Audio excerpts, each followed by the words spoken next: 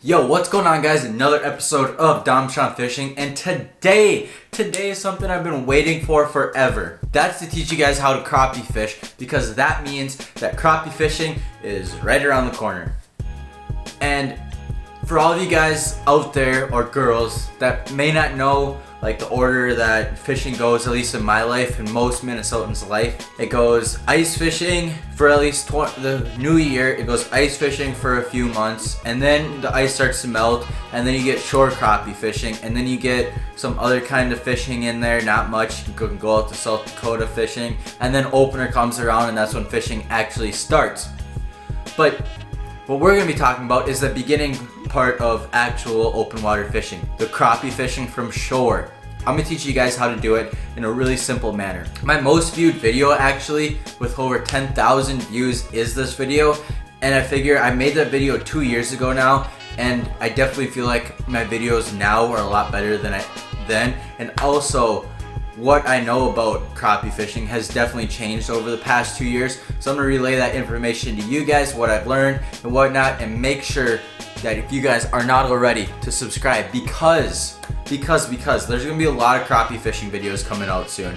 I mean, a lot. I just did a little tour around all my favorite crappie fishing spots from shore, and I saw that most of them are nice and open. Kinda. They're starting to open up along the shoreline, which means in about a week or two that shore fishing is going to be in swing. I'm going to be catching all kinds of crappies, and you guys are not going to want to miss it. Anyways, that's not what you guys are here for. You guys are here to watch how to learn crappies. Yeah. So, first things first, for crappie fishing, what are you going to want for a rod? This is one part that if you watch that video, you're probably going to have pretty similar opinion on, and that is just a nice, this is a 6-foot medium, just a lighter rod, a medium, maybe even a medium light, something small. You can go with a little bit longer rod if you really want, a 6'6", maybe even a 7-foot, because you do want to cast as far as you can away from that shoreline. But for me, I like to just go with the 6-foot. It's a rod that I've already have. I don't want to spend too much money on crappie fishing, and you shouldn't either, unless you're going to be fishing for them pretty religiously. So other than that, yeah, don't expect to spend much. This is a pretty cheap rod right here. I got it a long time ago. Anyways, so that's the rod that I have on here. And then the reel is just, again, another cheap reel.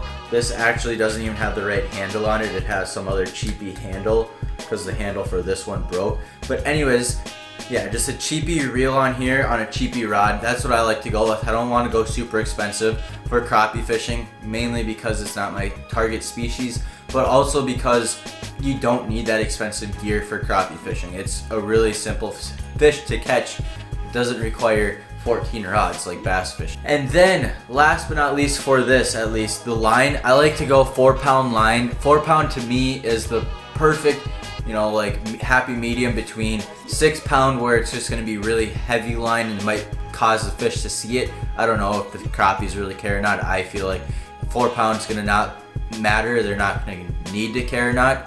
But I don't want to go 2-pound, just because a lot of times there are northerns up in the shallower water, and when there's northerns up in the shallower water, that's just a bad recipe. And actually on this reel, I have braid as my main line, and then it goes to mono. And I have that just because I feel like I get a much better casting distance with braid than I would with just straight mono. I don't know, maybe I don't, maybe I do, but that's to me personally. You guys can figure that out if you really want to. But yeah, I feel like that braid just comes off the spool a lot nicer and casts a lot further. And I don't have to change it out because, like I said, I only crappie fish one time a year. So I can just leave all this braid on here, and it's not like it's gonna be all messed up because I left it on there for the year. So that's the rod right there.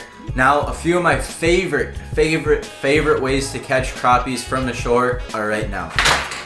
If anything's gonna tell you how much I like to crappie fish, it would be my crappie fishing tackle box. Every single thing in here, except for one bag of tubes, is like 3-4 years old. So yeah, but let's get into the gear. So my favorite way to fish for crappies, honestly, is with one of these guys right here. Now keep in mind, this hook is really rusty. I'm gonna have to make up some new ones for this year, but I just take a nice little tube jig like this, and you can go in a lot of different ways. This is the way I usually go in, just thread it on the little hook here, and thread it on, thread it on, thread it on, and next thing you know, boom. This is what you're fishing with. Now, I'm gonna rig this up. I'll usually have a split shot weight on there as well, just to add a little bit of weight. And then I'm gonna have a bobber, and I want this to be sitting about in the middle of the water column. So if I'm fishing in 6 feet of water, I want this about 3 feet down, just because crappies are fish that like to feed up, and I don't want it super high up so that way the fish have to come way off the bottom, but I don't want it super low because those crappies, like I said, they like to feed up. If anybody's ever ice fished for crappies, they want to feed up. You always want to raise your jig up when you're ice fishing. It's the same concept with open water fishing, just you're not raising it up, you're keeping it up above them, and you're gonna fish across the school of the crappies, and they're gonna want to feed up and come after it. So that's what I like there.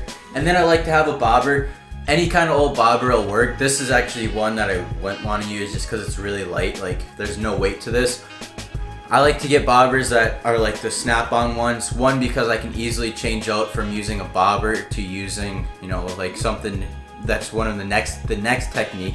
But this, it works as well, especially if you're fishing a little bit deeper water. Say you're fishing 10 foot and you have to get 5 foot down in order to fish for the crappies. This is a really nice one to use, a slip bobber, just because you can adjust how deep you want it, and you can still reel up to like 3 feet of line and cast, and you don't have to have 5 feet of line sitting there and trying to lob that big mass of line out there. So that's the only plus to the slip bobber. But otherwise, I like to get the snap-on ones, and you'll look in the store when you're buying them, look at the bottom of them. If there's like lead on the bottom, those are the ones you want to get, because those are the ones with added weight that's going to help you cast a little bit further. And don't be afraid, buy a bobber this size or even just a little bit bigger, especially if it has lead on the bottom, because that, I guarantee, is not going to be very hard for those fish to pull down under the water.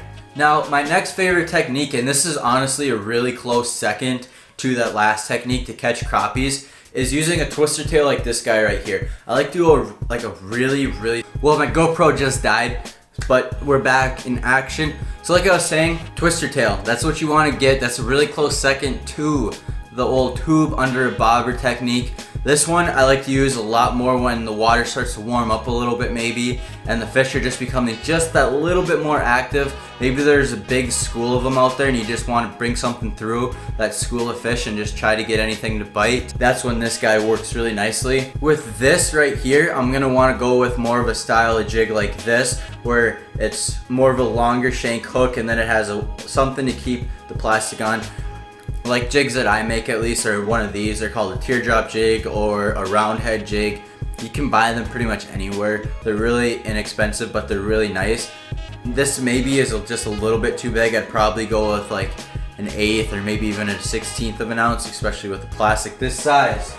But that's one of my favorite techniques, and one of my favorite colors, at least for these, is just a chartreuse. I really don't know why, but brighter colors seem to catch a lot more crappies in the springtime. Same with like these tubes. This color of tube I honestly really enjoy. This red, I don't know why, red and chartreuse are just really good colors for crappies in the spring. I don't know if it's something that they can see it from a distance away and then they get attracted into it or something, but all I know is anything bright in the springtime will catch crappies as long as you're fishing in the right areas. Speaking of fishing in the areas, let's talk about where you guys want to be fishing during the springtime. Right, at least up in the north, right when that ice starts to come off, you want to be aiming for the north side of the lakes. Why the north side, you might ask? Because the north side is the side that is going to heat up the fastest, and it's going to have the most sunlight and whatnot. You know, if you think about it, the sun, it's more on the south side. I don't know if you know that or not, but in the springtime, it's like in the south. As long as you're in the northern hemisphere, it's in the south and it's shining, and that north side of the lake is almost always getting sunlight on it. Whereas the south side, east and west, all those sides, there's always a time when the sun may be behind some trees, or you know, there might be something casting a shadow in the water. That's just going to cool down the water that much more.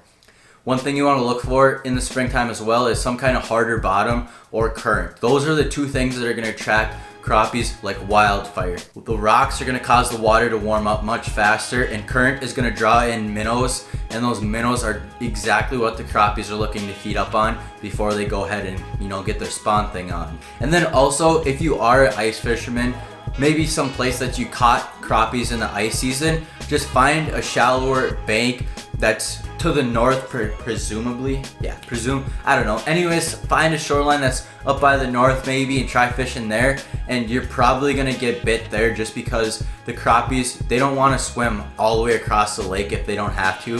So they're gonna try to move up to where it's easiest for them to spawn and whatnot and get their spawn thing on.